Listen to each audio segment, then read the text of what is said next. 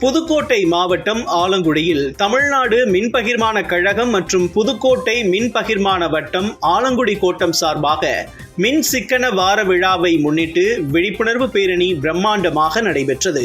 ஆலங்குடி பேருந்து நிலையத்திலிருந்து புறப்பட்ட இந்த பேரணியானது ஆலங்குடி முக்கிய வீதிகள் வழியாக சென்று மக்களிடம் துண்டு பிரசுரங்களை வழங்கி விழிப்புணர்வு ஏற்படுத்தப்பட்டது.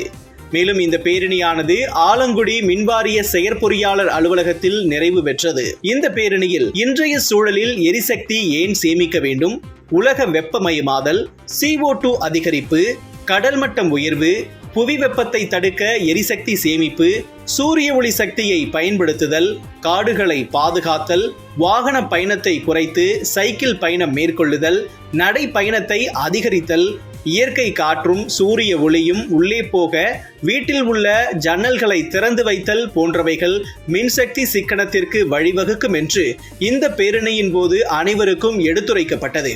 இந்த பேரணியில் மின்வாரிய செயற்பொறியாளர் நடராஜன், உதவி செயற்பொறியாளர் லூர்து சகாயராஜ், உதவி செயற்பொறியாளர் பாலமுருகன், கரம்பக்குடி உதவி செயற்பொறியாளர் கரு ரமேஷ், ஆலங்குடி உதவி மின் பொறியாளர் மகாதேவராஜா, வெட்டன்விடுதி உதவி மின் பொறியாளர் ஞானசேகரன், கோவிலூர் உதவி மின் பொறியாளர் கவியரசன் உள்ளிட்ட ஏராளமான மின்வாரிய ஊழியர்கள் இந்த பேரணியில் கலந்து கொண்டனர்.